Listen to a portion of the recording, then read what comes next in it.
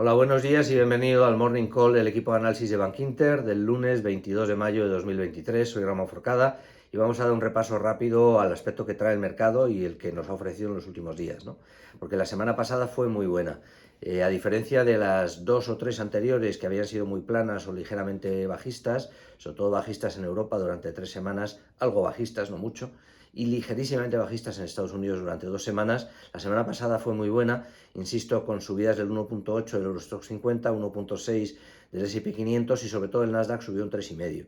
Esto me trae a la cabeza que nosotros seguimos insistiendo en que hay que invertir en tecnología, particularmente en semiconductores, en bancos europeos, que el asunto de los bancos regionales americanos, aunque no se ha cerrado bien porque la SEC no ha aplicado ninguna medida preventiva y esto puede volver a dar algún problemilla en verano, ya veremos, pero de momento se ha cerrado bien, no para siempre, pero se ha cerrado bien, y que hay que seguir invirtiendo en compañías de lujo, en Louis Vuitton, etcétera, ¿no? Y decía esto porque la semana pasada fue francamente buena en términos de tecnología, insisto, Nasdaq 3,5, ¿no? Bueno, esta semana yo creo que va a ser una semana muy lateral, con tendencia a tomar algo de beneficios, puesto que la semana pasada fue muy buena, y también porque hay dos referencias, aunque hay mucha macro esta semana, hay dos referencias que son las fundamentales. Una es absolutamente imprevisible, nosotros no creemos que se vaya a resolver en el corto plazo esta semana, que es la elevación del techo del gasto en Estados Unidos, porque el día 1 el día 1 de junio se acaba el dinero, y la agresividad de las negociaciones lleva a pensar que probablemente se llegue a parar parcialmente la administración durante unos días en junio antes de que lleguen a un acuerdo, que es una forma también de utilizar un mecanismo de presión en las propias negociaciones. Esto ya lo hemos visto otras veces, es algo que puede dar un poco de susto al mercado, no tendría demasiada importancia, pero sí conviene tenerlo en cuenta. Este mecanismo del techo del gasto, por cierto, es algo muy sano.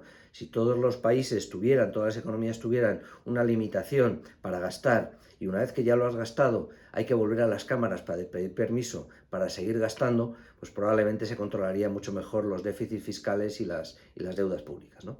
Pero bueno, el caso es que el mercado está muy pendiente de este asunto, podía haberse solucionado el fin de semana pasado, nosotros éramos escépticos y seguimos siéndolo, creemos, insisto, en que esto no se va a resolver hasta que no se cierre unos días la administración y por lo tanto esta semana pues el mercado va a estar tratando de ver qué posibilidad hay de que se cierre un acuerdo, ¿no? Yo creo que es baja.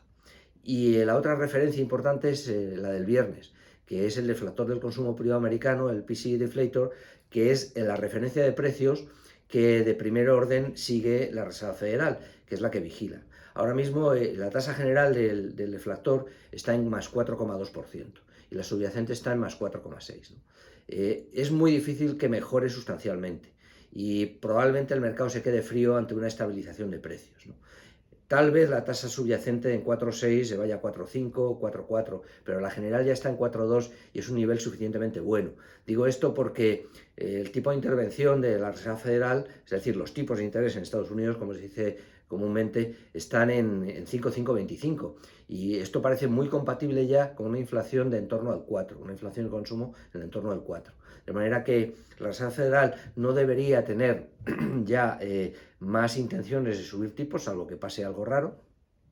Y el viernes vamos a ver cómo evoluciona este deflactor. Si este deflactor se estabiliza, la verdad es que el mercado se quedará un poquito frío, que es otra razón, junto con lo improbable que parece que se acuerde una elevación del techo del gasto esta misma semana, pues son dos factores que nos llevan a pensar que va a ser una semana lateral o ligeramente bajista, ¿no?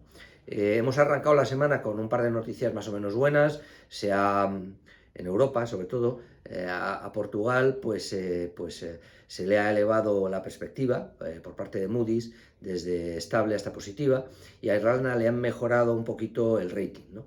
En China han repetido tipos, el 5 años y el año en lo que se esperaba, en lo que ya tenían, 3,65 y 4,30, y a lo largo de la semana hay muchísima macro y hablan muchísimos consejeros de bancos centrales, etcétera, ¿no?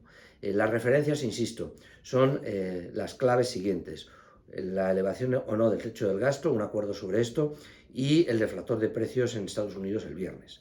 Es muy probable, insisto, en que la semana sea más bien bajista o algo fría, teniendo en cuenta que la semana pasada fue muy buena. Y seguimos en una etapa de consolidación. Yo quiero insistir en esto para terminar, ¿no? es una etapa de consolidación que no va a cerrarse hasta finales de junio. A finales de junio ya tenemos más clara la inflación, más claras las subidas de tipos por parte de bancos centrales, se pondrán en valor las mejoras de beneficios empresariales, se habrá alcanzado un acuerdo sobre el techo del gasto y además se verá ya como la siguiente referencia, que es a finales de agosto, los días 25, 26, una cosa así, o 22, 24, en la reunión de banqueros centrales en Jackson Hole, que es la organizada todos los años en agosto por la Fed de Kansas, donde ya los banqueros centrales tendrán que ir hablando de la posibilidad de ir bajando tipos en lugar de subirlos, ¿no? Y eso cambiará mucho las cosas. Hasta entonces, pues yo creo que de momento esta semana un mercado muy lateral bajista. Muchas gracias.